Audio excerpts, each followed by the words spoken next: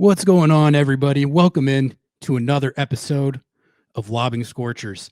We've got a big show for you here today with Noah in Hawaii. We have got Sounder at Heart's Tim Foss swapping in for co-hosting duties. And we're going to hit some news headlines and some Seattle Sounders with our classic agenda check. Tim, thank you so much for swapping in here. How are you doing? I'm good. Thanks for having me. It's an honor and a pleasure. It's a beautiful day out. Sounders are getting ready to get back to action. I'm happy to be on Lobbing Scorchers to talk about it. Yeah, that's right. We've got the Seattle Sounders returning to MLS play this weekend. LA Galaxy, once again, at Lumen Field, a familiar foe. And then Inter Miami right after that. So, yeah, there's been a little bit of a kind of a break here, which I think has been kind of nice. But I'm ready to get back at it, get back into the rhythm of the games again, and see what the team can do as far as this fight for home field advantage in the playoffs. At the start of the show here today, we are going to be reacting to the suspension from MLS that the crash out crybaby Luis Suarez was handed. Last time we recorded, he had been given his 6-game Leagues Cup suspension, but we had not talked about the follow-up punishment from MLS that got Luis Suarez got hit with, along with Steven Lenhart. So we're going to react to that. Christian Roldan is back with the USMNT. He was on vacation. He got called in. He played all 90 in their 2-0 win over Japan last night. We're going to talk about that.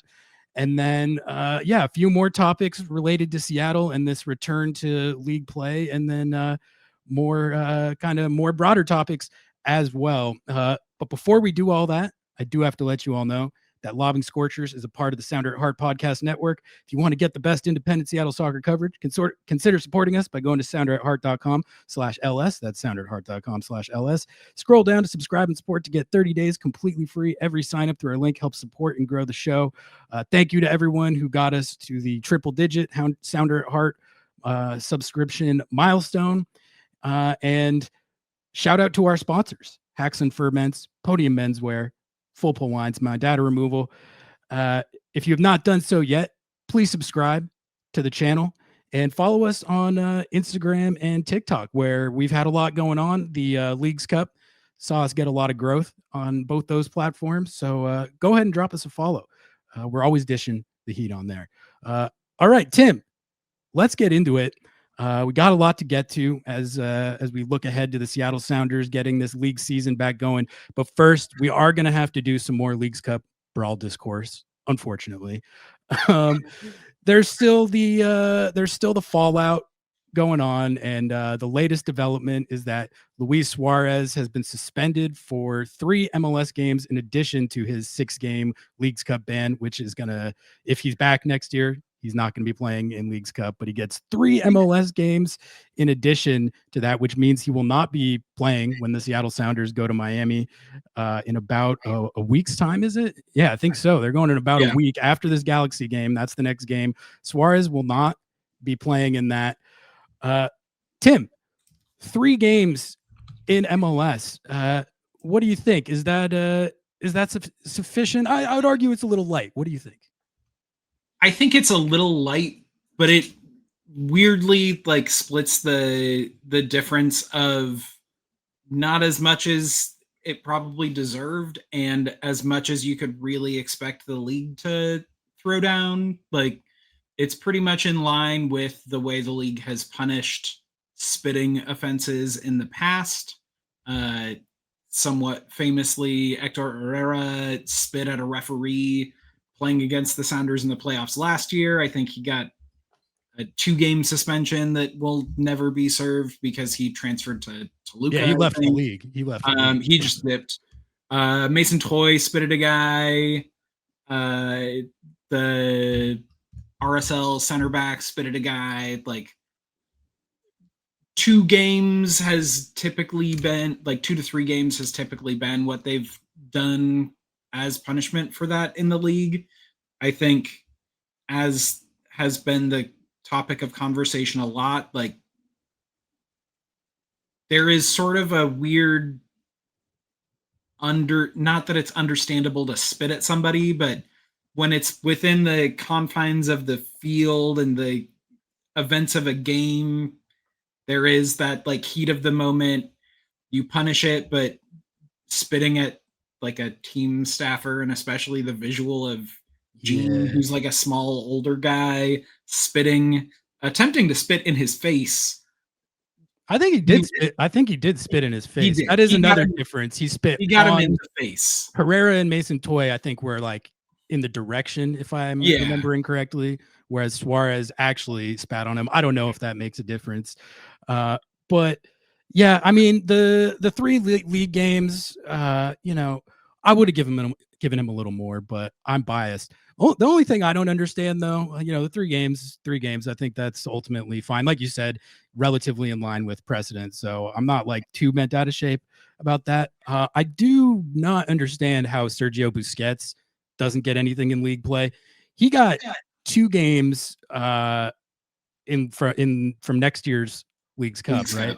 But he does not get hit with anything in addition to that in league play. And he was one of the main crash out crybabying instigators. If you remember, he's the one who hit Obed that kind of started inciting everything. And then Suarez also he instigated and escalated after that. But yeah, Busquets didn't get anything in the league. Aviles didn't get anything in the league, and Falcone didn't get anything in the league.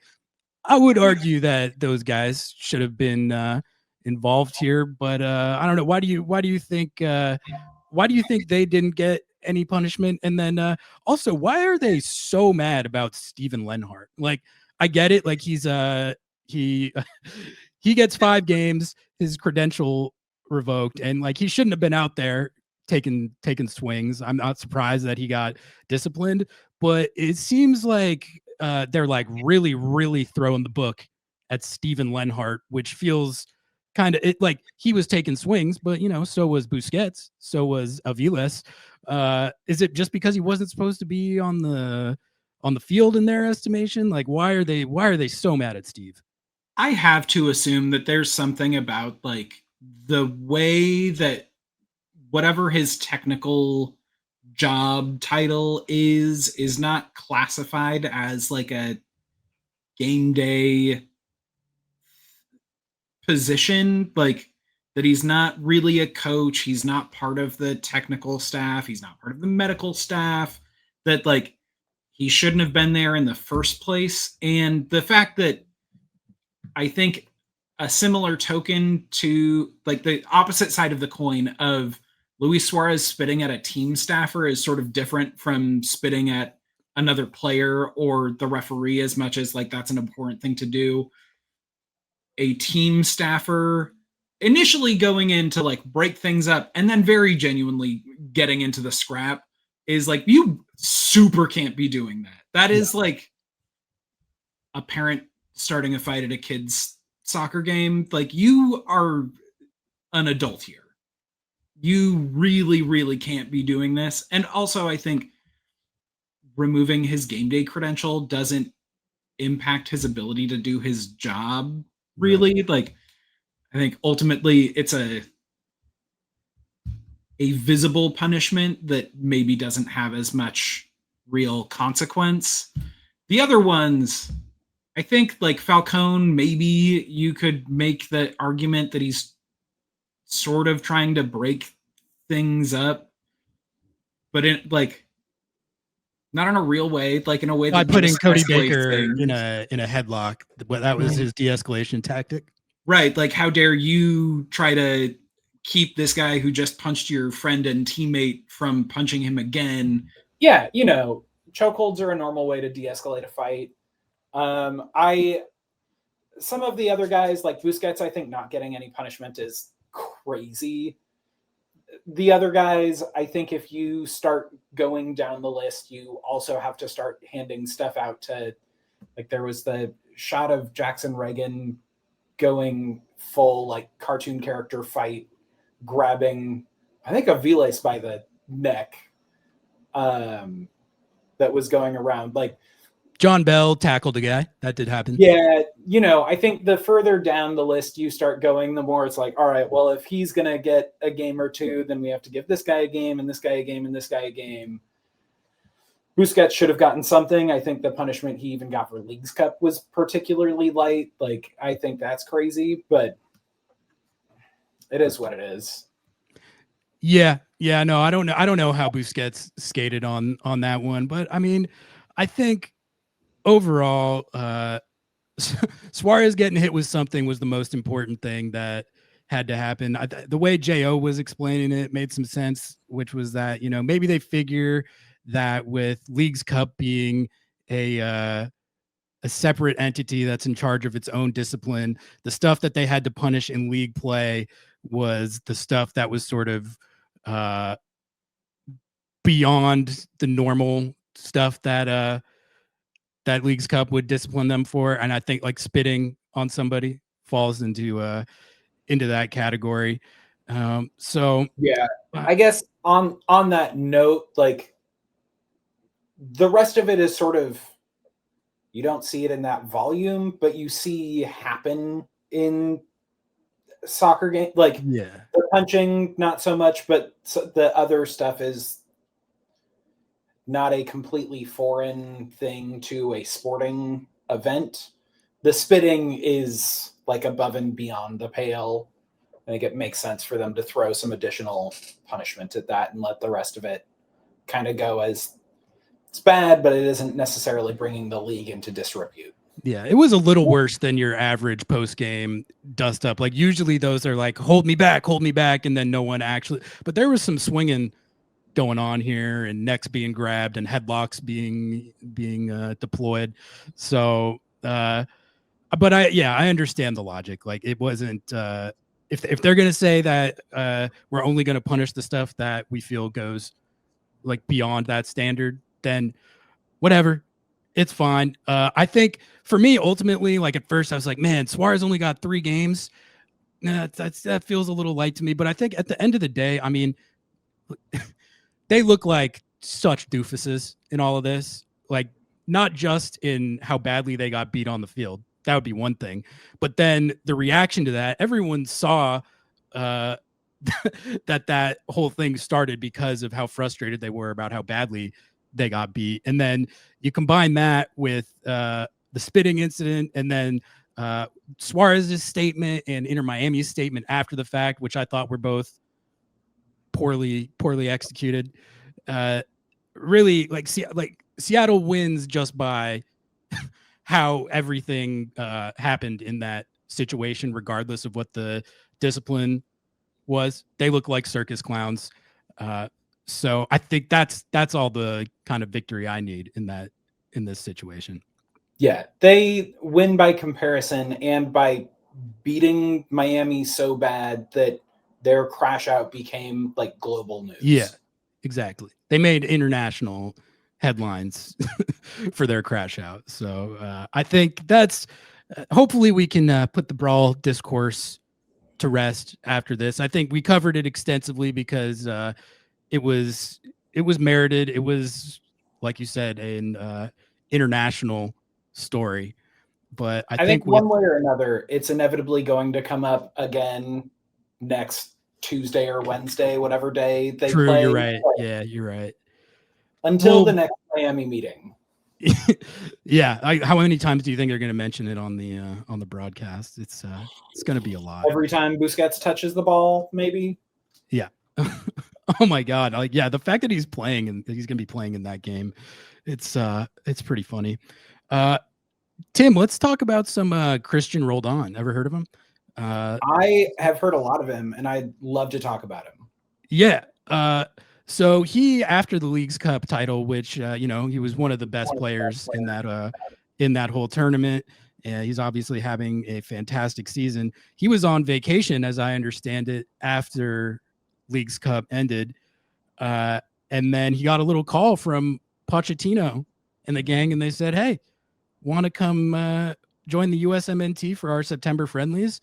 And he was like, "Yeah." And the USMNT won 2-0 in their friendly against Japan.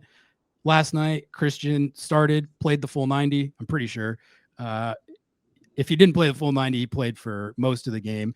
And what do you know? The team looked much better than it has in a while. I'm not saying that's necessarily like causation or whatever, but I mean, I do think that it's notable that as soon as he got in the 11, the team beat a good opponent and like looked pretty damn good while doing it. And Christian had a really good shift. You had the bots talking about obviously how terrible he is. They're always gonna do that, but I think anyone who was watching that game could see that he was doing his thing. I thought he and Tyler Adams looked like they were working pretty well together, and then the ripple effect on the team as a whole seemed to be there. Tim, what do you make? I guess first of all, of Christian getting back in the mix. This had been something that was getting talked about in our type of circles as something that should happen, but not something that I necessarily expected to happen, just because of his age and he hadn't really been in the mix for a while.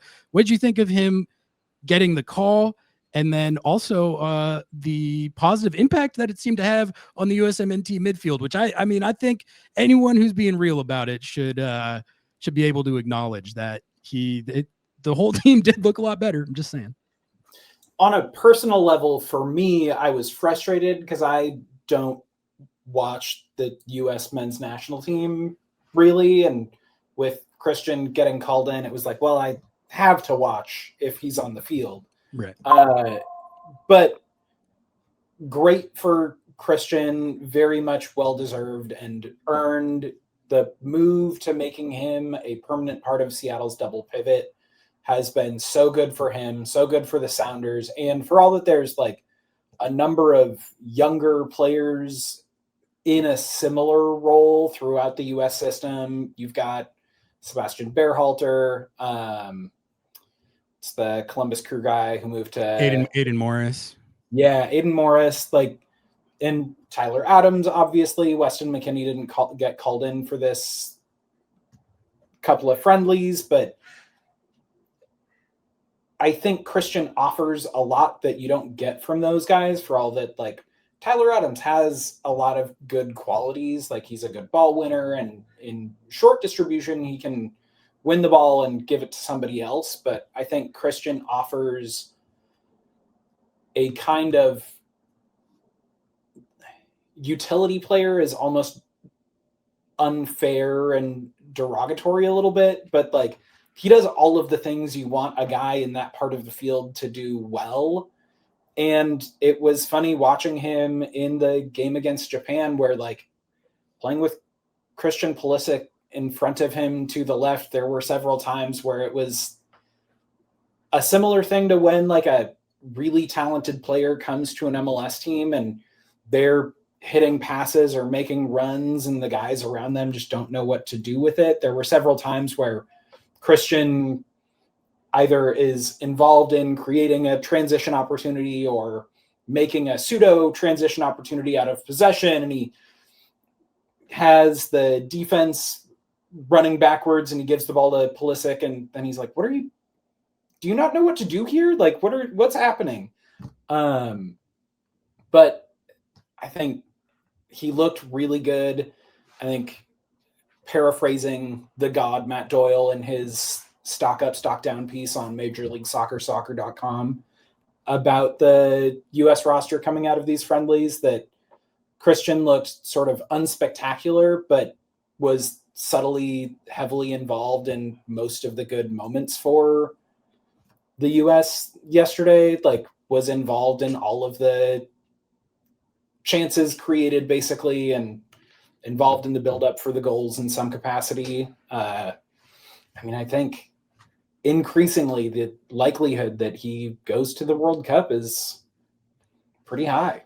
Yeah, no, it was funny. You have the portion of people that are going to crash out about it anytime he gets called in, no matter what. And there's, I saw a few tweets flying around to the effect of like, do you really think that Christian Roldan is better than Tanner Tessman and Aiden Morris? I'm like, yeah, Yeah, I mean, at the very least, I don't think there's all that much of a differential and overall quality between him and those other guys. And we're biased, but I do think he, having watched him play this whole year, I do think he's better than those guys.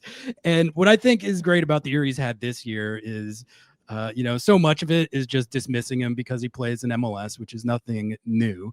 But if you look at the games that he's played in this year, there was a game against Atletico Madrid where he was, I thought, the best player on the field.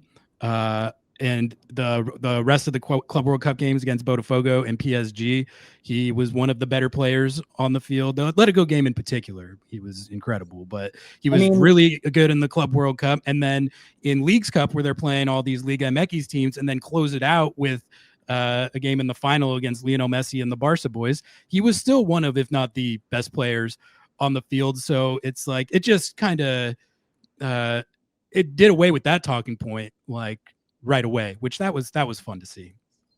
Yeah, I think it's always funny when someone is like, do you really think he's better than Tanner Tessman? Tanner Tessman played for a fashion label in the Italian second tier for a while. And now just because he's on a team that you've heard of in France who you can't watch their games, good luck. I don't know how you think you know how he's doing, but like, even if you can, I doubt he playing for Olympique Lyon looks better against PSG than Christian did against PSG. No. Yeah. No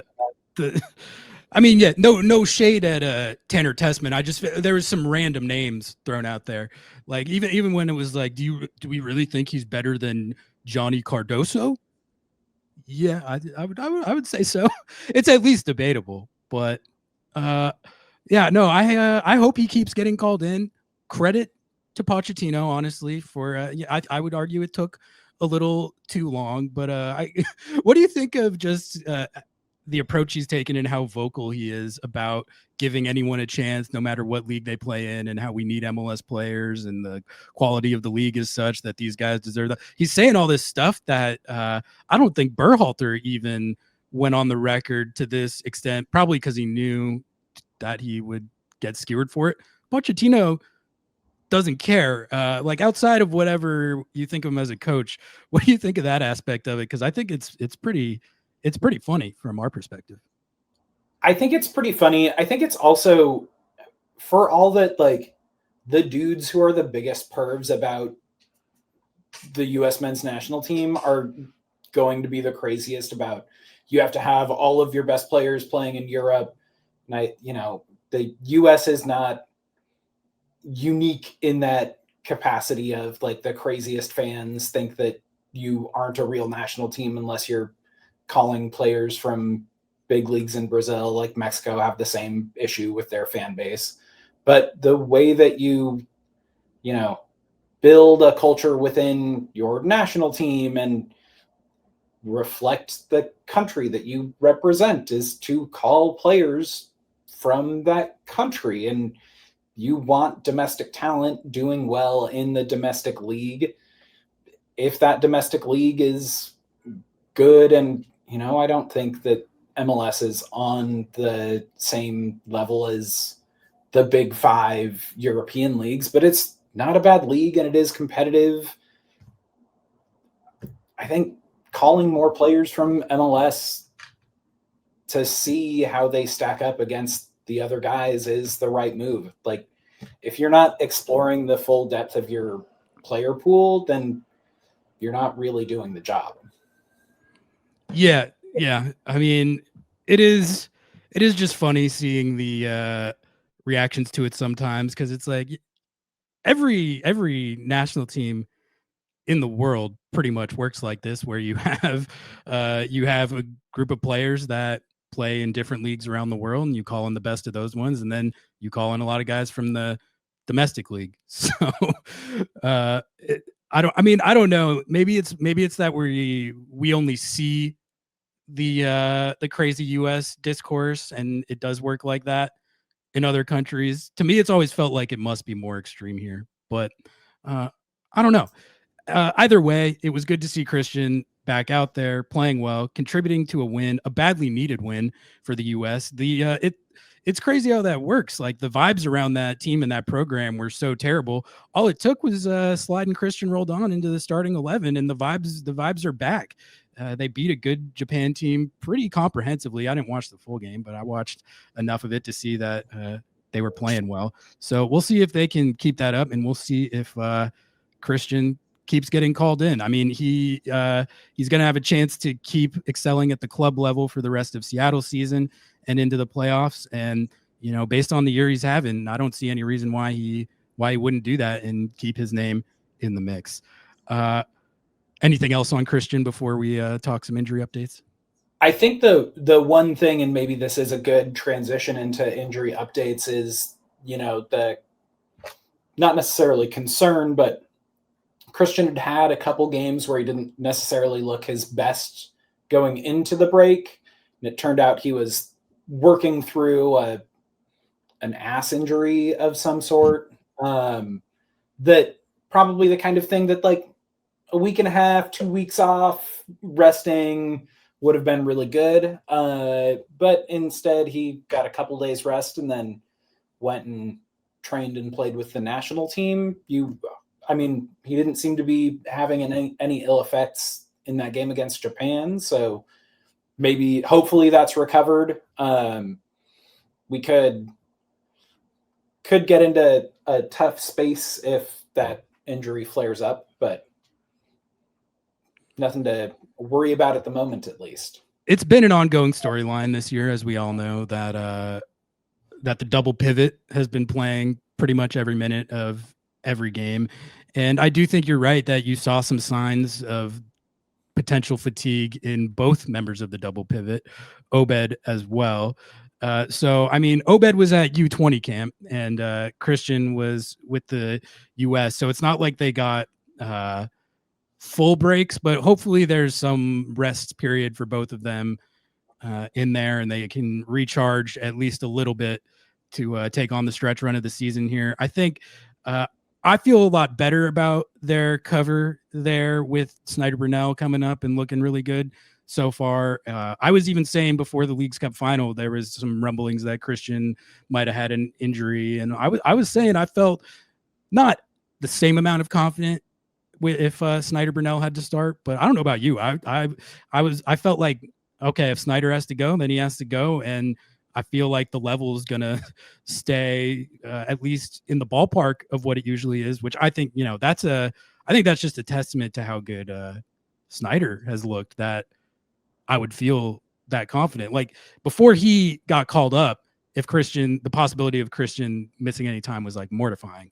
Like what is going to happen if he does have to miss any time? But now I'm like, all right. I mean, if he has to rotate out, for whatever reason, they have more cover there now. And even Danny Leyva, I feel like he's looked a lot better in the more advanced role. But when they did run him in the double pivot in a substitute appearance recently, he looked pretty good too. So hopefully they don't have to dip into the depth there. But if they do, I don't think it's like the end of the world.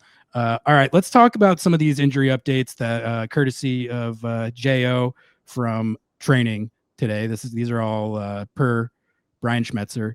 The first one, Tim, Albert Rusnak will be available this week. He is returning. He's been out for like 3 or 4 weeks at this point, right? With the hamstring injury, didn't play in the last few games of Leagues Cup at all. Jesus Ferreira had been playing the 10. How are you feeling about Albert's return? And I guess sort of just the discussion of there was a little bit of discourse going on of like, well, the team and the offense have been playing so well with Ferreira in there. Like, do you keep riding the hot hand, or do you just slide Albert right back in there? For my part, like, I don't think there's really much of a question about that. I think you slide Albert right back in there because the offense had been playing at a even better level, honestly, when he was starting. I mean, he was the one who was out there running it for the 7-0. And then on top of that, I think Ferreira has figured out that wide role. Like before this happened and he had to slide over to cover for Albert, he had really looked like he had come into his own there. So, I mean, not that there had been fervent calls for it, but I mean, I don't think there's any other outcome here than that you just put Albert back at the 10, slide Ferreira out, and that's basically that's your first choice 11. Yeah, I think Bert's been out for a little over a month. The Tijuana game was where he picked up his injury. And to your point, the attack was flowing even better during that stretch. Like, I don't think there's any real argument that he doesn't go right back in. And for all that, I like Ferreira at the 10 in certain games and certain situations. But I think, especially with Albert coming back from injury, it doesn't necessarily have to be like all Albert all the time from here on out. Like, maybe sounds like he's probably going to start against the Galaxy. Maybe he comes off the bench against Miami and Ferreira starts at the 10 against Miami, but is on the wing against LA and only plays 60 minutes or whatever. Like, I really like Ferreira on the wing, especially with Rusnak, because Rusnak likes to move to the left, and then you've like whoever overlapping from the right, whether that's Alex or, you know, Kalani, whoever might play there. Like, I think that's a good option, and it just means you've got more good attacking changes you can make from the bench. Like, if Ferreira goes to the right wing, Rothrock becomes someone who's coming off of the bench probably, or like, right. And I think that's something that people might have been talking about is like, you know, how do you move Rothrock to the super sub role or whatever? I mean, the way I see it is you have your first choice 11 with Rusnak at the 10 and Ferreira out wide. And then Rothrock is like your first guy off the bench in like a first choice scenario. But also, I mean, we know how these things go. There's fixture congestion. There's times where you're going to have to rotate. Rothrock is going to get his minutes and he's going to get his starting minutes. I wouldn't worry about that. I'm also starting to feel like where Ferreira is listed on the lineup graphic, I feel like it doesn't even matter that much. Having him and Rusnak playing together, it's kind of like having just two 10s out there, just two all around playmakers. Ferreira's not really playing that wide channel like a traditional winger at all. He's playing it more. He's just got this kind of skill set where you can put him anywhere and he's going to figure out how to make it work and give you a lot of the same positive stuff no matter where you put him. That's kind of what I'm realizing. That's like the beauty of the player. This is what we all hoped when they traded for him, is that he would have that adaptability and versatility to sort of play in different positions and give you cover somewhere if you need it. And right now, I think that's working beautifully. And I have no kind of hesitation or qualms with him just sliding back out there. And I feel like he's going to keep doing what he's been doing at a pretty similar level. I mean, do you feel confident about that as well? Yeah, absolutely. Especially, you know, looking at going back and rewatching, you know, I've watched the final against Miami a few times. I've rewatched the highlights a few times on top of that. But like the way he moves with and without the ball, no matter where he's at, like if he's playing on the right, he's going to drift in sort of between where on a piece of paper, if you're laying everything out, in between where the 9 and the 10 and that right wing like are all laid out. He's going to come into that pocket and he's going to get attention from someone, and then he's going to drift a little bit away and he's going to get the ball, and then he's going to carry it, and that's going to pull more attention. And that's how De Rosario is completely unmarked for his goal. Like, Ferreira drifts towards the center backs and then drops back to receive the ball. With the ball, he carries into further space, forcing more players to step to him. He plays the ball out of cross, and Roldan sends in the cross, and De Rosario is not marked by anybody. Like, his movement and his ability to pick out and play a pass just creates so much space for other people to operate in. It is only better when you have more guys who can pick out those passes and operate in those tight spaces. And I think the trio of De La Vega, Ferreira and Rusnak as the three behind whoever your striker is such a potent mix of like movement and passing. It just makes the Sounders attack so dangerous.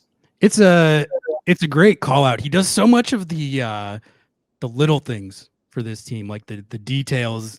Again, it's like stuff that I don't think I fully appreciated until I was watching him on this team week in, week out, as opposed to kind of watching him periodically when he was with FC Dallas, like movement stuff like that, like you mentioned. And then his pressing is just so good. I mean, he's been one of the big reasons why Seattle's press has been so effective and why they've been able to put these teams under such relentless pressure and force these turnovers and start these dangerous counters. That's all stuff that he brings to the table at not just like a good level, but an elite level. So yeah, well-rounded player in addition to the positional versatility, two-way player. And you can just put him anywhere and he's going to bring it. Jordan Morris, he could be available for the Galaxy game, but I think what Schmetzer said was that it's probably more likely that he's looking at the Miami game, which is on a Tuesday.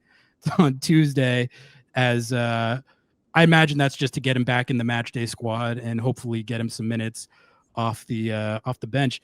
What do you make of this number 9 depth chart with Jordan Morris coming back? Obviously, you have Danny Musovski, who is having a career year, 15 goals, all comps, and really he's been a big reason why this offense has been able to stay afloat with the DP number 9 getting hurt.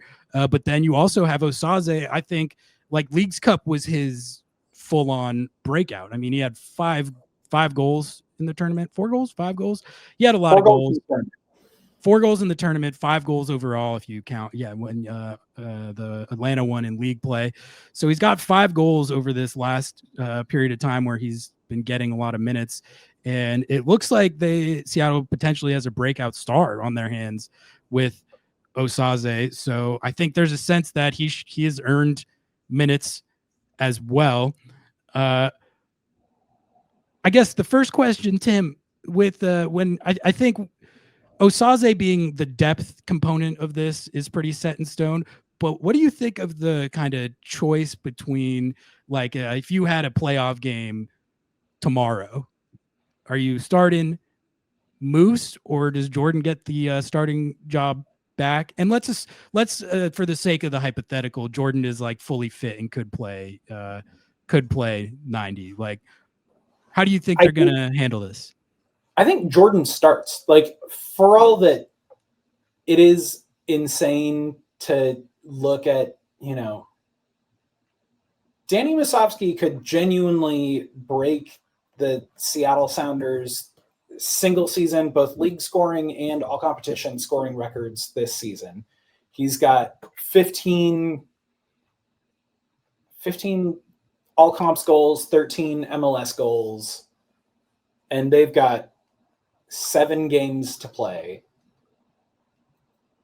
He has been outstanding. Jordan has been so good when he's been able to be on the field and looked good before this injury. And I think the thing that is worth remembering, and I was thinking about this the other day, trying to think through how should the Sounders handle this with him coming back. And you've got 2 good strikers ostensibly behind him.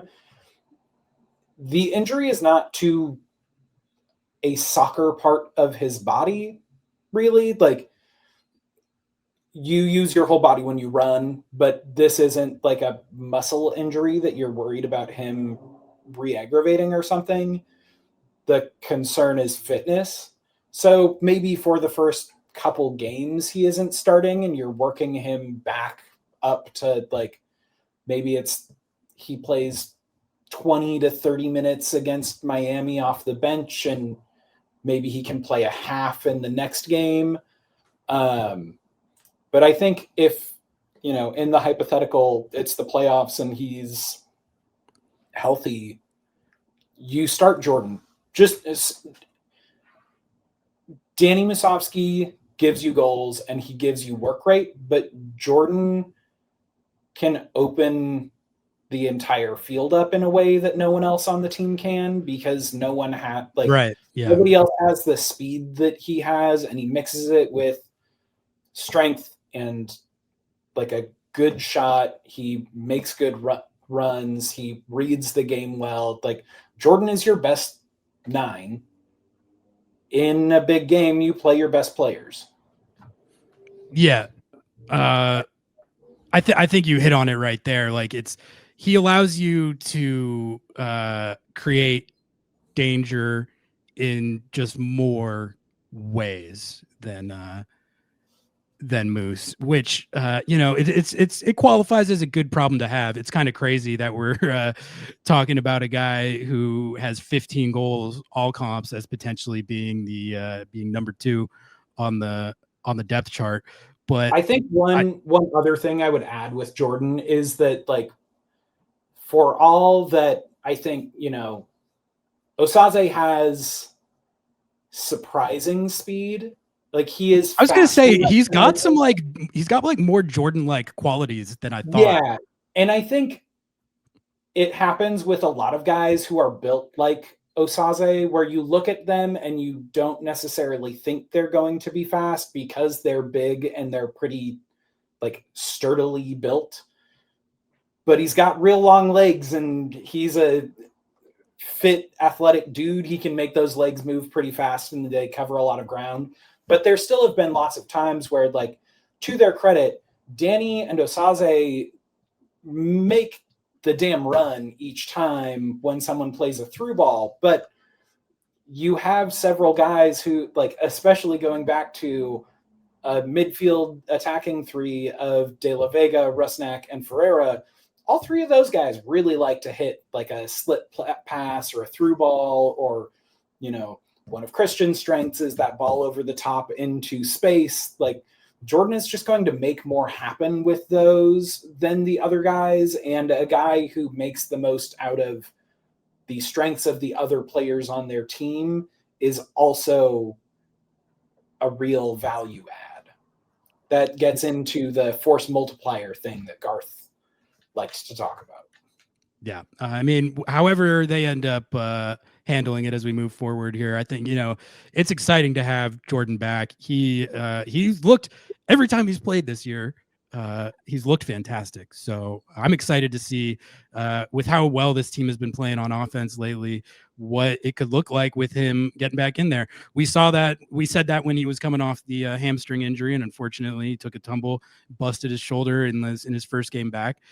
So here's to hoping he stays healthy and we can actually see what a healthy, fit, and informed Jordan Morris can do to this attack. All right, we're going to take an ad break real quick, but we will be right back and dive into our agenda check. Want to go deeper with Lobbing Scorchers? Scratch under the surface, get down even dirtier than we already get? Become a YouTube member. Sometimes things just get a little too spicy, a little too weird, and a little too loose for the general public. And the people to see that are YouTube members. We're talking about exclusive bonus videos, the podcast after show, exclusive written content, and little bits and pieces of information before the unwashed masses know about it. As a member, you not only get access to all of this amazing content, you get a badge next to your name and a slew of amazing emotes to use, not only in our live stream chat, but also in our comments section. And yes, we do have an emote for Jesus Ferreira, Go Snack, and Paul Rothrock. This is the best way to help keep us independent and keep us building out this crazy YouTube brand that we call Lobbing Scorchers. Hit the join button down below or hit the link in the top of our description if you're on mobile to join the ranks and become a Lobbing Scorchers YouTube member. Welcome back from the ad break that you definitely did not skip. We got Tim Foss, sounder at Heart, writer extraordinaire, filling in for Noah on the show, and he's going to be going through this agenda check with us today. We've got 5 written down. Tim, are you ready? Absolutely. All right, let's do it. The first one we're going to check in on is the Andy T should be the starter agenda, which is one that we've been tracking for a while, kind of dating back to Andy T's initial emergence, but this is relevant today, Tim, because another tidbit that Jo put out from training, he's posted on Blue Sky today. Brian Schmetzer isn't ready to name a starting goalkeeper for the rest of the season. Called it a quote unique situation since he's been in charge, where there's genuine competition for the starting spot. Same thing at a couple of other spots, although obviously not as acute. And then he says, I suspect Thomas starts on Saturday, which is the game against the Galaxy. What do you think of this situation? Because it is, like Schmetz said, it's a unique one. You've got a guy who is not just the starter, but like a longtime starter and a club legend as the starter, MLS Cup MVP, won all the trophies. All the trophies you've won up until this Leagues Cup one. He's been the one who's in goal, making these big saves, and really become one of the best signings that this or trade acquisitions that this club has ever made, for sure. But then you've got Andy T, the heir apparent, who was absolutely huge in Leagues Cup, named goalkeeper of the tournament, won a penalty shootout for you. And like, it's, everyone knows that the transition is looming at some point soon. But I guess the question is, with how Andrew Thomas looked in Leagues Cup, should he be the new like first choice 11 starter, or does that job go right back to Fry? How would you handle this one? More so than I think any of the other like position questions, this one is so tough. And I feel like each time there is a situation where it's sort of like, oh, Andrew Thomas played really good, should he be the starting goalkeeper? My sense is like, well, no, because you still have Stefan Fry, and he's, to your point, not only the starting keeper, he's a club legend. Like, you got to keep rocking with Steph. And then the Leagues Cup run, the shootout, the games against the Galaxy and Miami, and he started to show not just like he can do some of the spectacular things, he can win you a shootout, he can make the saves that a goalkeeper needs to make, and he makes some saves that you hope that a goalkeeper might make. And he's starting to, with a run of games and more experience, he's better at organizing his defense. He's coming out and controlling the box more. I think especially with Steph's head injury, and not that like he looks completely past it, but the last few seasons there have been here and there moments where it's like a goalkeeper in his prime probably makes that play or like doesn't make that error. It's such a tough call to make, especially because, with like the scary scene around his head injury, you really want a player like Steph to kind of be the one who decides when he like steps back from being the number one. And maybe the situation is a sort of shared, sort of similar to like Albert Rusnak probably isn't going to start every single game from here until the end of the season. Maybe Steph Fry, when it's a 2-game week, plays one of those games and Andy T takes the midweek, or like whatever cadence they end up rolling into. Like, you kind of have to keep playing the hot hand, and you at the same time have to give Steph credit for what he has done for you, not just over his career, but this season as well. Like, I don't think he's just going to get shelved, but I don't think Andy T is going to be directly handed the starting spot.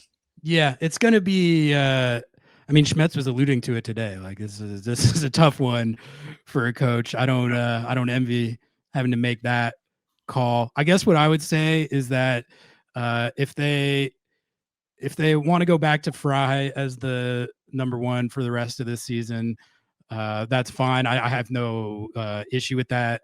He's earned that equity. But I think if you're going to do that, you do have to find spots to give Andy T some run, because he also has earned that, and he's gonna be the starter in the future. So you need to get him, honestly, I think, as many reps as it's feasible to get, to sort of prepare him to actually take over the role. And then I think next year, like regardless of what happens, it should be Andy T's job. With Fry said he wants to play next year, which I mean, that's awesome. He should play as long as he wants. But I would say, I think next year you actually kind of have to commit to the transition more, and have it be a situation where Andy T is the starter in her first choice 11, and then when you have like maybe you flip it so Fry's the one who takes it during Leagues Cup or something like that. I think an arrangement like that would be fine. But as for what they're going to do with it for the rest of this year, I guess we're just going to find out, because I don't know if there's there's not an obvious answer. You can make arguments both ways. Right. And I think to your point, I think the conversation in 3 months is very different from the one right now. Yeah. And I think it's possible that in 3 months, the conversation is like, Steph has talked about, the work of having his body ready for training and for games, and how much work that is. And he gets up X early because he takes the ferry over to then get to training and all of this stuff. And if they're saying, hey, Thomas is the starter this year, you can have Leagues Cup and whatever additional cups, those are yours. Andrew Thomas is the MLS starter for us. Is that enough? Does that and a sort of, not necessarily a goalkeeper coach, but mentorship transition to a coaching role appeal to him? Those are conversations I imagine are starting to happen now, but will happen in the off season. But yeah, for now, there's no clear, obvious answer. All right, let's check in on the RBW agenda. There's been different junctures of this season where some have argued that he should take over the starting left back spot. I think that was more of a thing when the New Who antics were in full force, and he was getting suspended all the time and getting a bunch of red cards. And we were like, is it time for RBW? New Who has gotten back in Schmetzer's good graces, and I think has been in good form and relatively good behavior for the last few weeks at least. And it seems like he's re-cemented himself as the starter. But Tim, I'll let you cook on this one.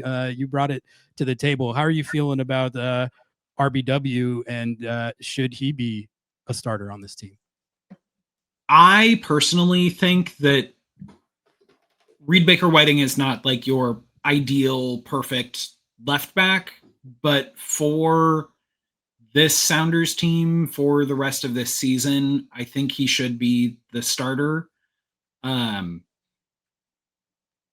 think even when Nuhu is playing his best, he just doesn't give you a ton, truthfully, in possession or going forward. You can see the way other teams defend when Nuhu is on the field, and if he gets the ball, the other team is more than happy for that to be the case, because he just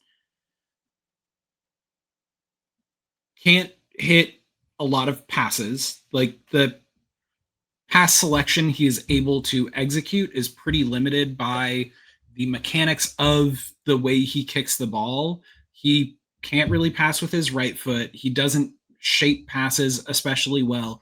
And when you watch him, he seems to really have to think and decide on the pass to hit. He doesn't weight passes especially well, where he doesn't really lead players with passes. He hits a pass that gets to their feet, which theoretically is a good thing, but generally, when you're playing a ball to a winger who is attacking space, you want him to be able to run and then keep running rather than having to like stop to receive the ball and start again. Other teams are more than happy to let him have the ball so they can close other passing options or wait until he inevitably passes the ball back and then they press the person that he passes the ball back to. Reed Baker Whiting is not left-footed. That creates some difficulties, but you don't have those same issues with him.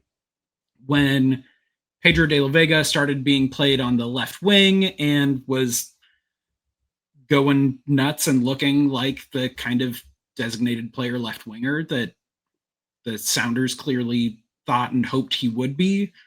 One of the things that Schmetzer said after one of those games was that, truthfully, with Nuhu at left back, they didn't feel comfortable playing Pedro there. One, because with Nuhu at left back, you have to have someone who is going to cover a lot of his deficiencies out there, but also Nuhu just doesn't play in a way that utilizes Pedro as well.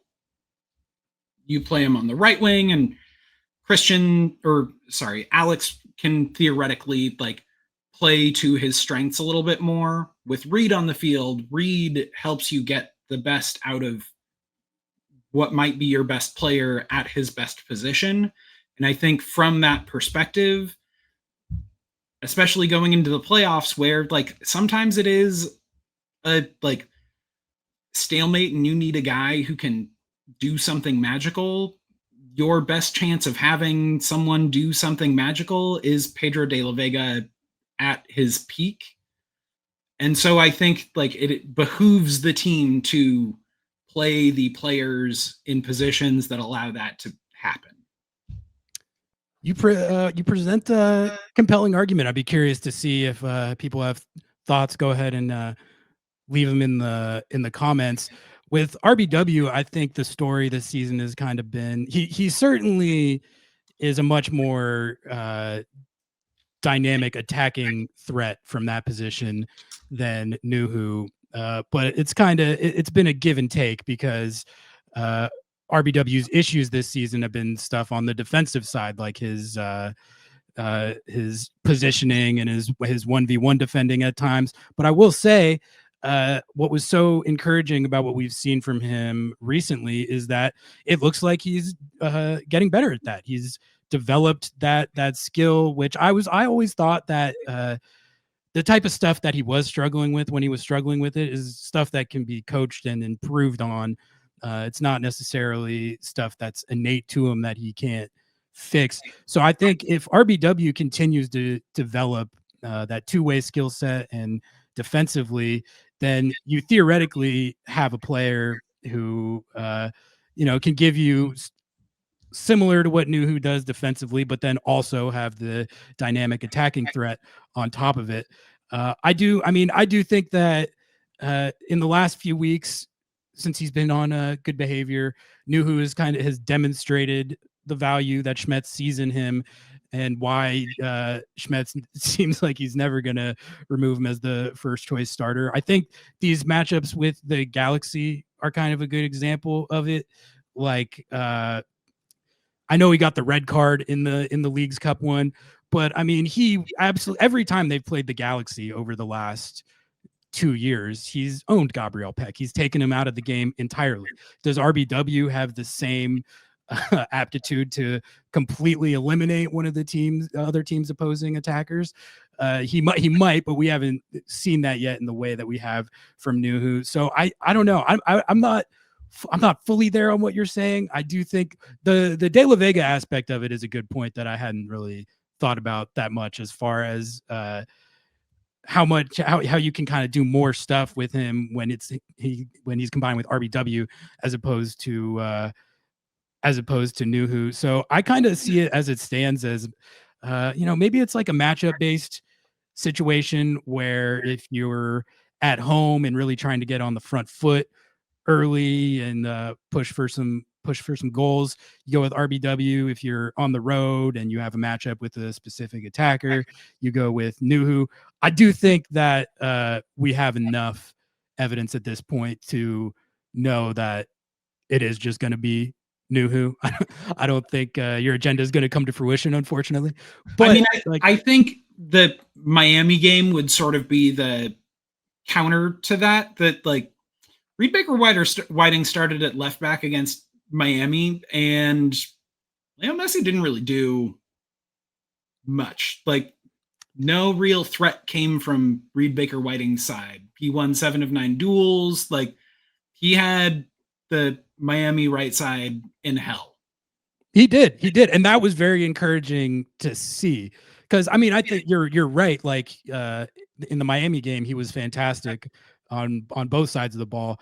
I wouldn't say that's necessarily been the case all season. Like it's sort of a recent development, the strides that we've seen on that side of the ball. So I guess I just want to see a little more before I fully commit to that.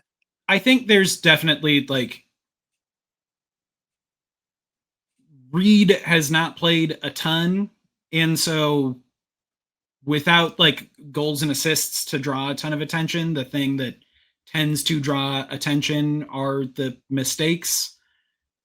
At the same time, Nuhu plays a lot and makes a lot of mistakes that turn into either him getting sent off or the other team scoring goals. And people just sort of like pass those off as like, well, but he shielded the ball out from 35 yards and that was fun to watch. And he did a sort of bicycle kick to clear the ball for no reason. And I liked that. And I could see that happen on TikTok.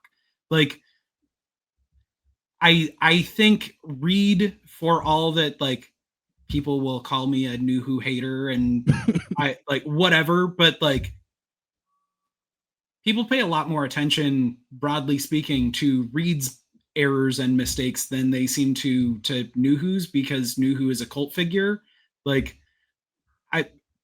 if you go with the like a fuller view of what both players offer, I don't think you really are getting the bang for your buck with Nuhu that a lot of people think they are.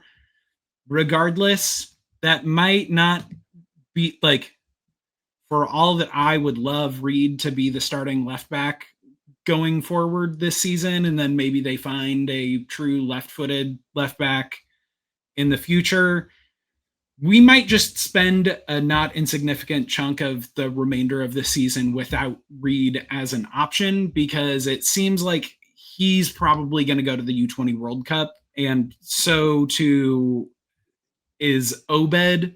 Yeah. So how do you think the Sounders cope with those absences in particular, especially in light of, we were talking earlier about, you know, Snyder Brunel's advancement and development in the team and Danny Leva looking better. And if you have to cover for one of the double pivots, you feel okay. But if you're in a situation where Obed's away at the U20 World Cup, which at minimum, I believe those guys are going to miss 3 games and potentially 5 if their teams advance to the final. That's a long time to be without either of those guys. And it could pose a real issue for the back half or back 5 games of the season, because I think that runs through the end of regular season. Yeah, no, the U20 World Cup thing is a good point. That's something that's going to have to be reckoned with, dealt with. Supposedly JP, that was another update from today. Supposedly JP is pretty close to making his return from they thought he tore his ACL. Turned out he didn't tear his ACL. He's been working his way back to fitness. So hopefully they can get him back in the next like couple weeks, and that can help a potential Obed absence. And then I think also Snyder Brunel is going to have to step up. He's probably going to get a lot more run for however long Obed is gone. The left back one, I mean, who's third on the depth chart there right now? John Bell. Yeah, so I think it'll be a Nuhu John Bell rotation. for as long as RBW is out, which I think is fine. It is RBW is the best attacking player out of the bunch, and that can add a whole new element to the attack. So yeah, I hadn't thought about the U20 World Cup thing that much, but that is real. And it will touch on this probably some more in a couple agenda items, but add some possible urgency to getting both of those guys signed to new deals. Yeah. Possibly getting them, getting both of them on U22 deals, maybe. Just if they both go to the U20 World Cup is a pretty big shopping window for teams. Like, that's for all that playing in a Leagues Cup final against Messi is a big stage. It's a larger global stage, even if it is an age group World Cup. Wouldn't be totally surprised if offers come for either or both of those guys after the fact. And from a just negotiating standpoint, Sounders want to be in the best position they can. They gotta get those guys signed. Something to watch over the next month. Real quick for the people, I think you could explain this better than me. Why does it make sense for them to sign Obed as a U22, even if there's all this transfer? I think people are wondering this. Like, there's all this transfer rumors and they're going to sell him. Why sign him as a U22? So it helps for a couple reasons. One, I would have to look at exactly how much time is left on Obed's contract, but signing him to a new contract, he's under club control for a longer period of time. The Sounders are in a better negotiating position in terms of like the transfer fee they're able to receive, because another team can't just wait until they can sign him to a Bozeman deal with 6 months left on his contract and he moves for free, or the Sounders take a lower deal because they don't want to run into that position. It also helps to secure Obed's position in contract negotiations with whatever team he moves to, because if he's currently making 150,000, like, I don't know what his current deal is, but if he was a U22, I think he could be making like close to 800,000. If you're making 800,000 and signing a deal with a European team in a Big Five league, much easier to say, like, double my money. Where if you say double my money and you're making $200,000, the money you're making when you double that is a lot less. And, taxes and stuff when you move to Europe are a substantial factor. And, if you want to make sure the player is taken care of financially, it also has value from a player development standpoint, because you can then turn to the players you are developing internally and show, not only do we have this like well-established and effective pathway from academy to Defiance to the first team, that like, if you are a player that could potentially reach the first team, you're going to have a real chance of doing that. And when you get there, you're going to have a real chance of playing, because we have invested in you and you've invested in this process. But also, if you prove that like you can make it to the first team, and then once you're in the first team, you're not only one of the best players in the team, but one of the best players in the league, then we are not going to stand in your way to move to Europe, but we're also going to make sure that like you are well taken care of, you are well paid, you are in a position that demonstrates how much we value you, that also makes sure that whatever team comes values you similarly. So there are logistical reasons as well as motivational reasons earlier in your pipeline. All right, we are going to take another ad break, but we are going to be right back to close it out with 3 more agendas. There is nothing quite like a match day in Seattle. The flags waving, the drums pounding, the crowd surging as the team takes the pitch at Lumen Field. You want to be there. I want to be there. So how do you get there? By visiting lobbingscorchers.com/tickets, you'll be taken directly to Ticketmaster, where you can buy tickets directly from the club themselves. You don't have to worry about a secondhand marketplace or any of that weirdness. Just tickets, super simple, right to your phone. lobbingscorchers.com/tickets. Welcome back from another ad break that you definitely did not skip. Tim, we got 3 more of these to get through, and then we'll call it a day. Thank you again so much for hosting and pinch hitting here. It's much appreciated. It's been great catching up with you. I feel we're always popping off on the group chat, but I haven't sat down and caught up with you on the squad in a while. So this is great. Why don't I pitch this agenda to you and you can jump. Brian Schmetzer's Dynasty. We have had lots of conversations in the Sounders community at large about where Brian Schmetzer stands in sort of the pantheon of MLS coaches, of American coaches, of Sounders coaches. The man who preceded him has the MLS Coach of the Year award named after him, the Ziggy Schmidt Coach of the Year award. Brian Schmetzer's never won it, despite the trophies and accolades he's earned. Where do you think Schmetzer's Dynasty ranks among others, and where do the Sounders stand as a full-on dynasty? Do they have a genuine claim to that sort of title? Yeah, first of all, I think that this Leagues Cup should end whether it's a debate if they're a dynasty. I think it's a topic that's been broached before when they won MLS Cups and then followed that up by winning Champions League.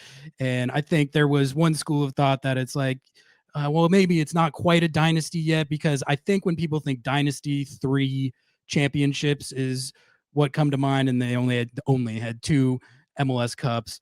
But I don't know. I mean, they had been to 4 in that span, and then also winning Champions League, which I think that's a more higher degree of difficulty trophy to win than MLS Cup, and it had the historic aspect as well. So I think the 22 Champions League, in my opinion, cemented them as a dynasty. But there was more of a debate to be had there. But I think winning this tournament, filling out the trophy case, which becoming the first team to win every trophy. And also I've been saying the significance of the win over Miami, it was about the trophy, tying off the trophy case and all that.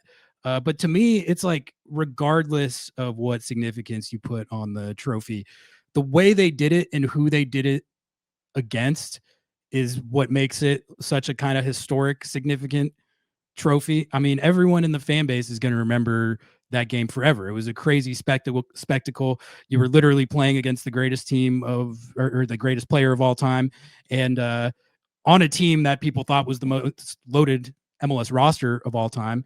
And you worked them so bad in the final that they crashed out. You caused a Suarez crash out. So all of that combined is to say, I think this is definitely the MLS dynasty of this era. I don't think there's any doubt about that at this point. And even if it only stays at 2 MLS Cups for the next 2 or 3 years, I think this decade, I mean, we're talking about almost a decade, right? Since they've won that first MLS Cup. Over this roughly a decade, this is the preeminent MLS dynasty, and the Leagues Cup title cemented that. As for Schmetz, I don't know. I feel like as long as he's coaching the Sounders, there's going to be this sort of undertone in some circles of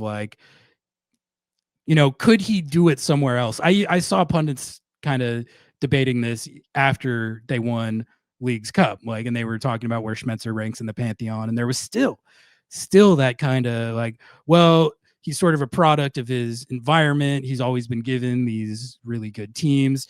And until we ever saw him do it in another setting, it's kind of hard to rank him, which I can understand, like where that thought comes from to some extent, but I also think like when we're talking about the amount of winning that we're talking about here, and we're talking about the type of trophy case that he has accumulated, which includes CONCACAF Champions League, it's pretty undeniable. And then also, I mean, you and I, we follow it up close, but as far as his acumen with the fine points of coaching, I think he's probably underrated as an X's and O's tactics guy.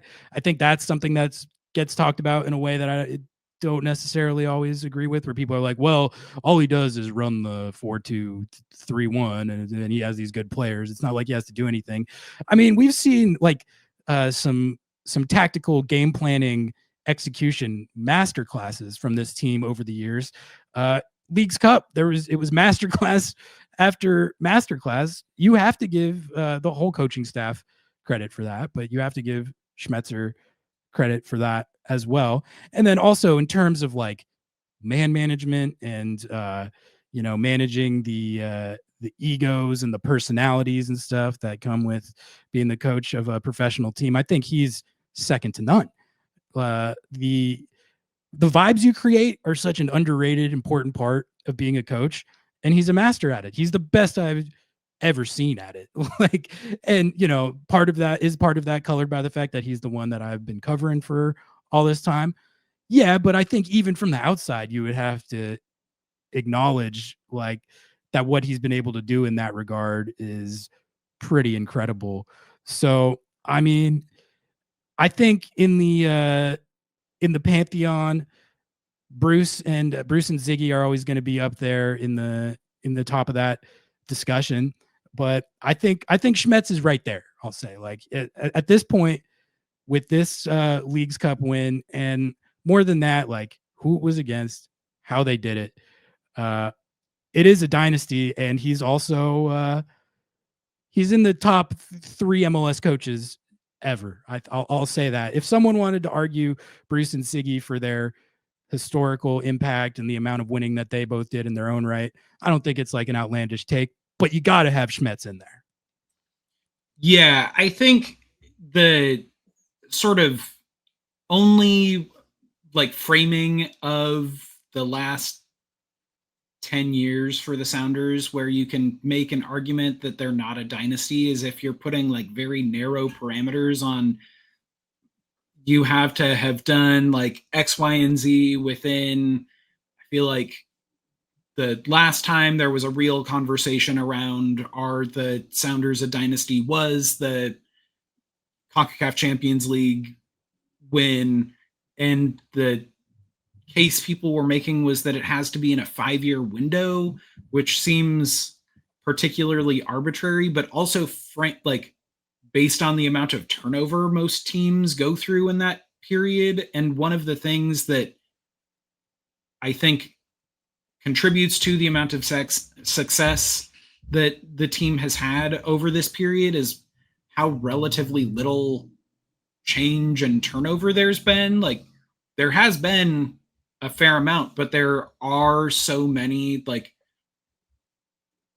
threads you can follow through the entire period, whether it's Christian and Jordan and Steph and, since 2020 and 2021, you've had Jackson, Reagan, and Jamar, and Nuhu's been in there, and Alex Roldan, and all of these guys who like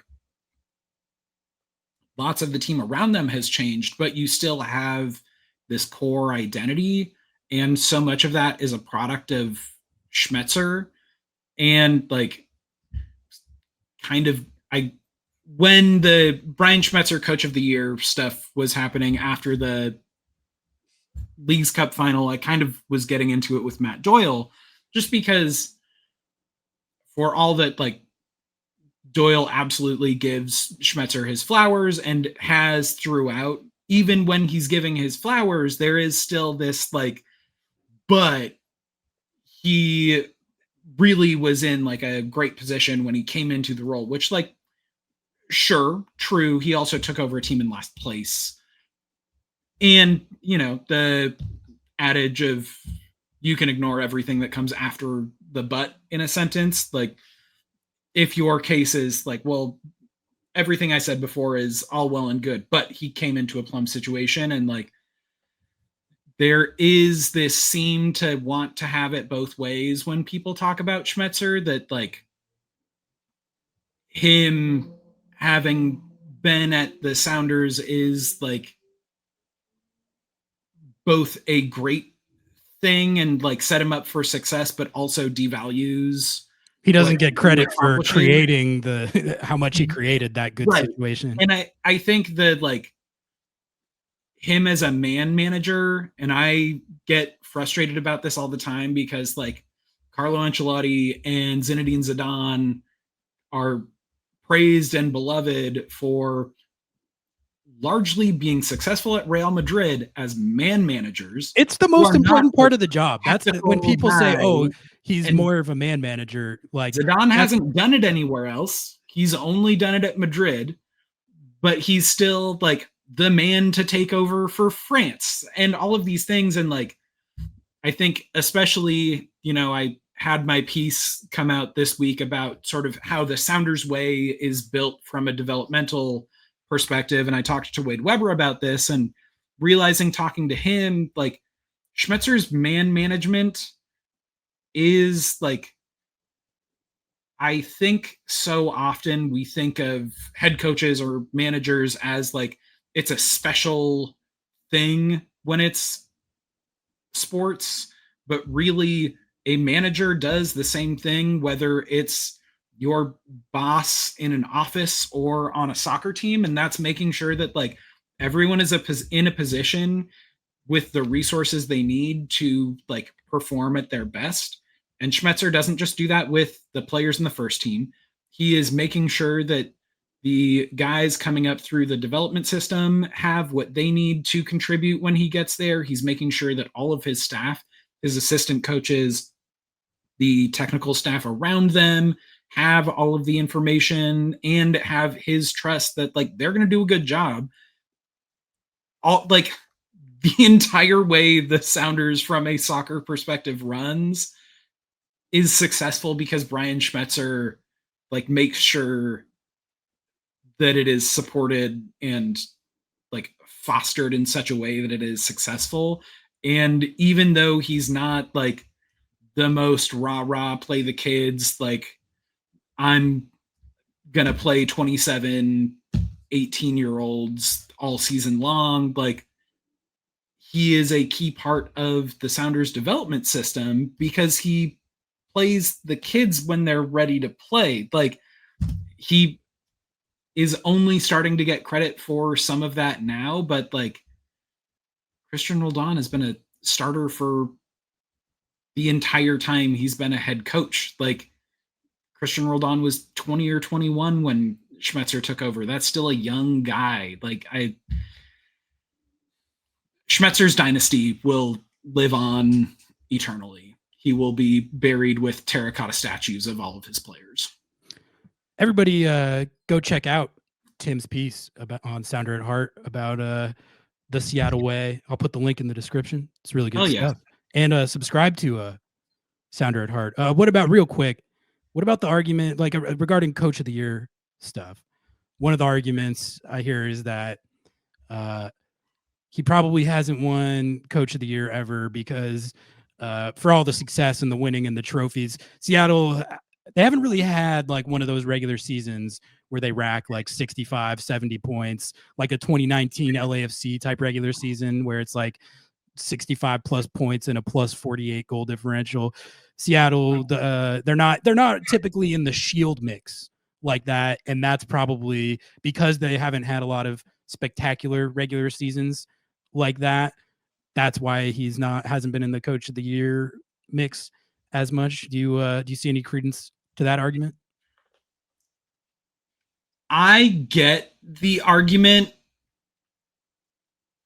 I think it sucks. I also think like, I don't know, an individual award for a job that is not an individual job is a little silly. Like part of the reason that Brian Schmetzer doesn't win the award is that like he gives his assistants a lot of ownership of the parts that they are responsible for and trusts them. And so he's not like the tactics guy or whatever.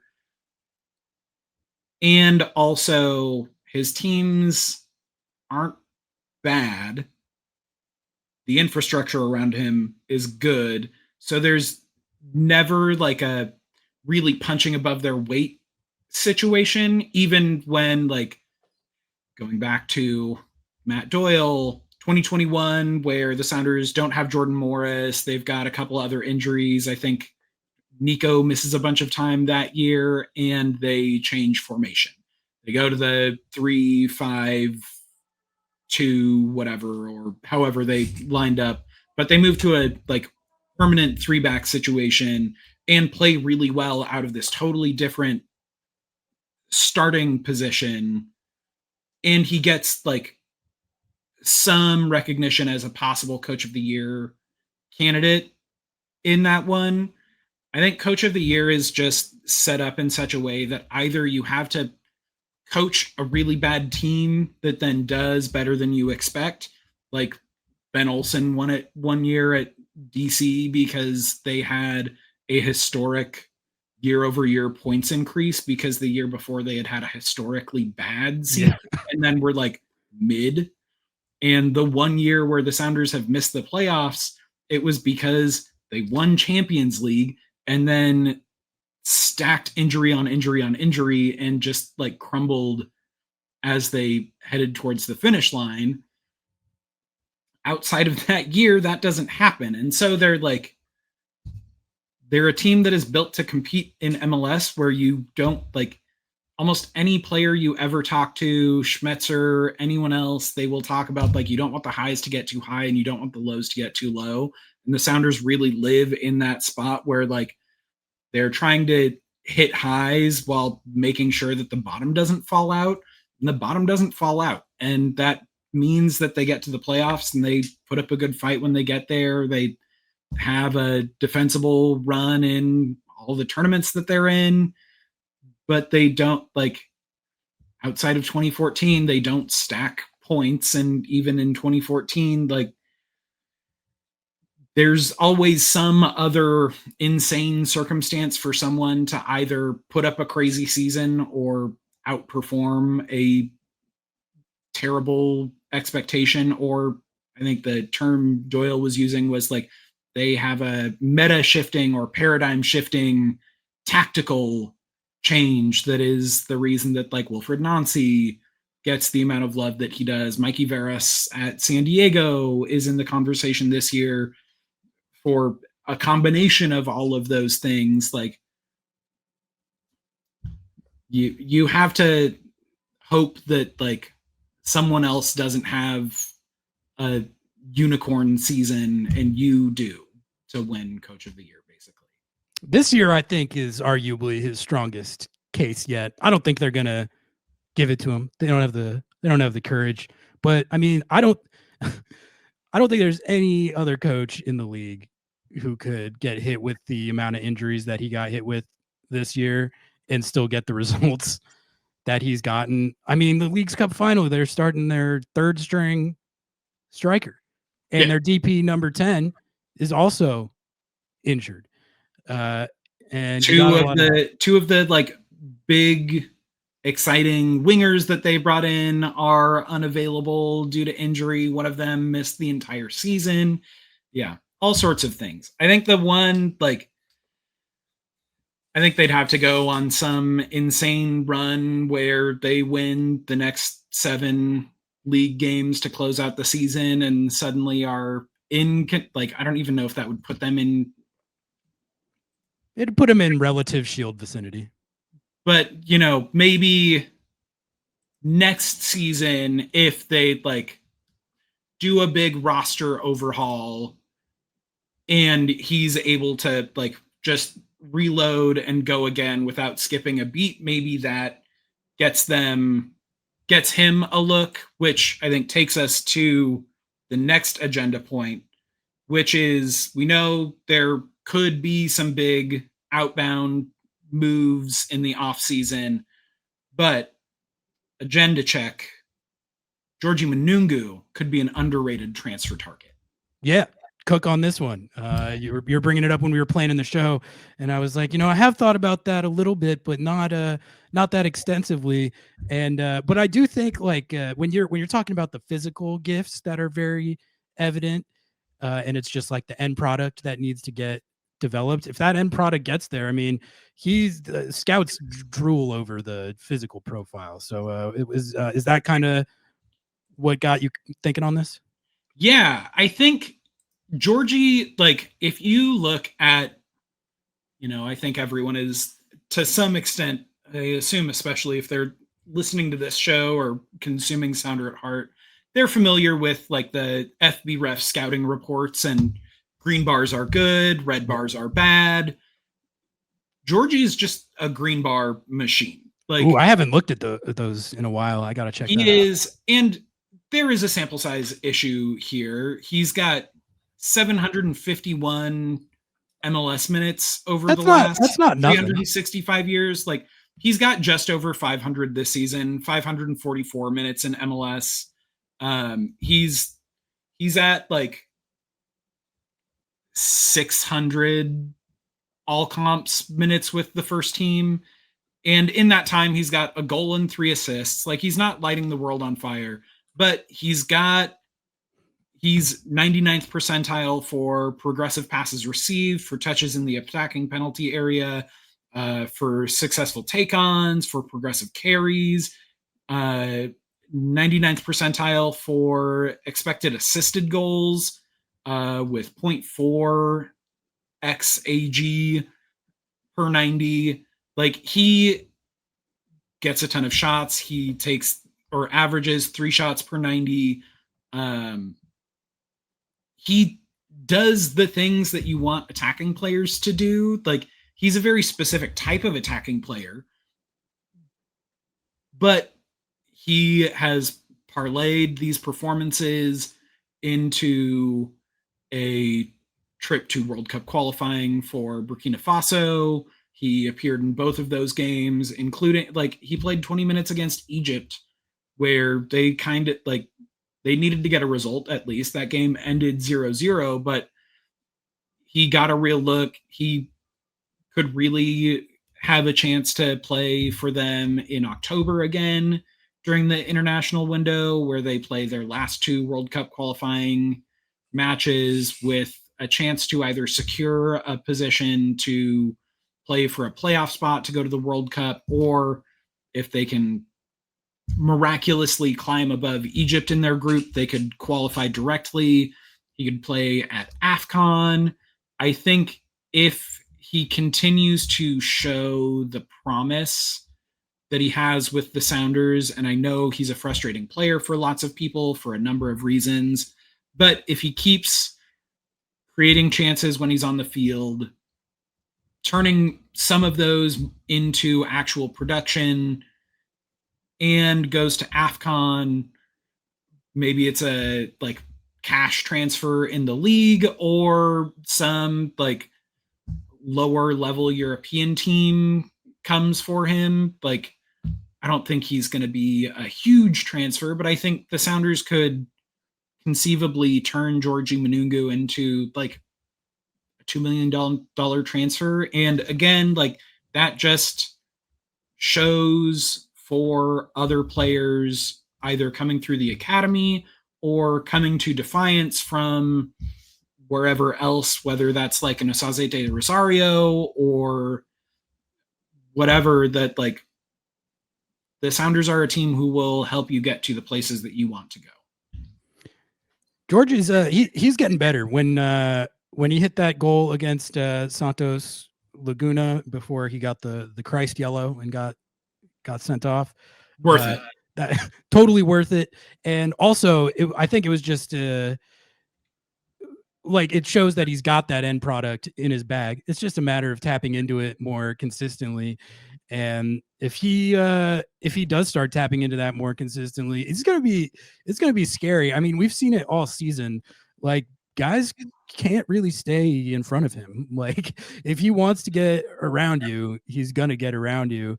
And he made the biggest play of the League's Cup final, I think, when he drew that penalty.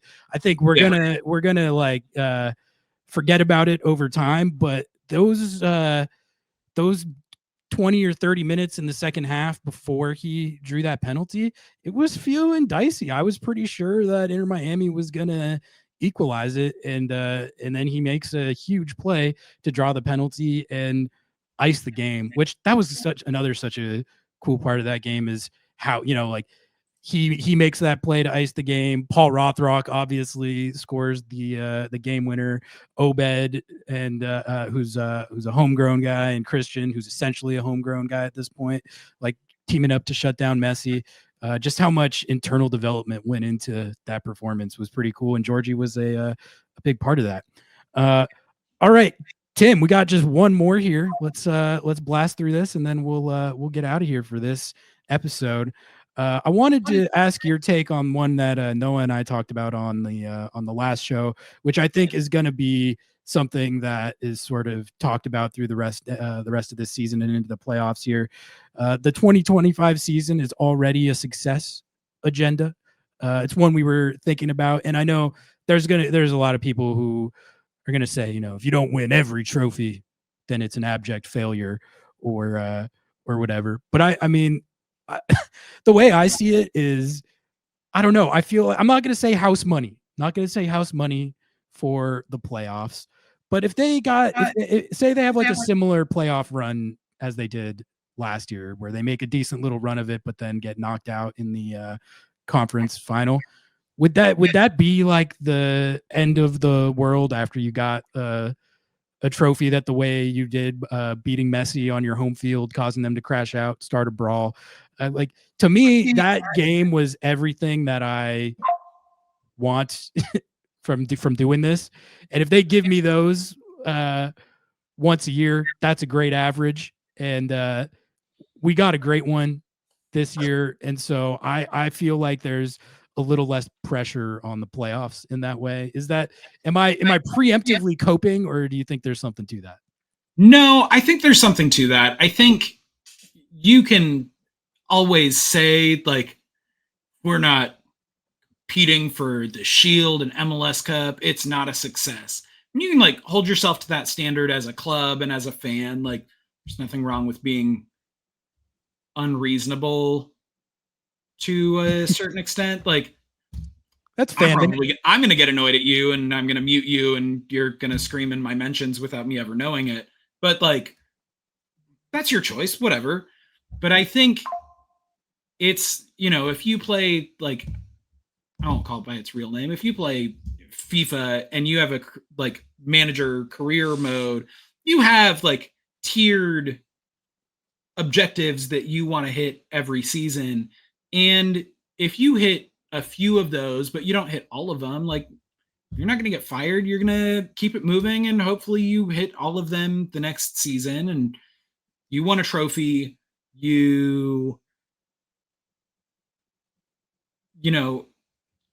CCC was a little frustrating. You showed well at the Club World Cup. And if you make a good playoff run and you like fall at the final hurdle, it's going to be really frustrating. People are going to be upset about it, but like, that's still a good season. And especially if the trophy that you won was in front of a packed home stadium, where you had the largest crowd you've ever had to watch a Sounders game. You won that game against Lionel Messi and all of his friends with Inter Miami. And you did it with a way that like was not just like you held on and snagged a penalty goal to win it. Like, you played good, exciting football on both sides of the field. Like, you like holistically demonstrated your style and approach. You did it with a ton of internally developed players, like you were saying earlier, Like, it's not just the guys who came through the academy and the guys who came through Defiance.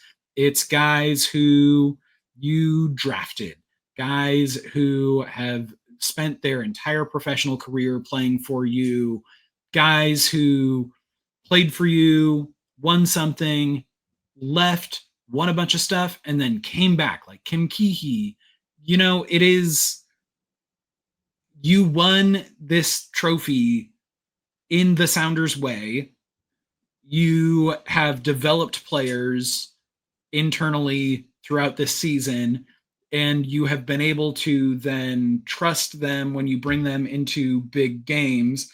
Like, the reason there was concern that Christian might not be able to play, or at least might not be able to start against Miami, is that he was the mystery player who Schmetzer took off earlier than you would expect, because he came off with like 20 minutes left to play against the Galaxy. And they brought Snyder Brunel on because Brian Schmetzer trusts him to not just do his job, but like to help the team win a game. And he did, because he's a good player.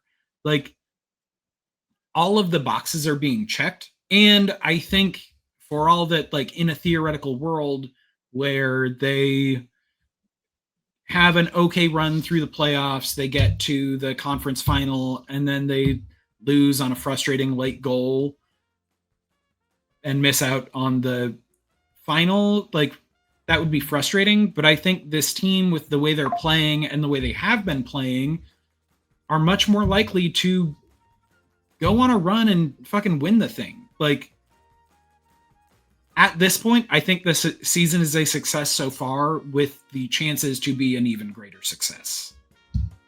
Yeah, exactly. I think that is a good place to wrap it up right there. Tim, thanks so much again for hopping in. Appreciate it. That was a lot of fun. You can find a lot of Tim's writing on Sounder at Heart. We already plugged the Sounders Way piece. You got anything else in the works that you want to plug, or just let anyone know about the type of stuff you're doing for Sounder at Heart?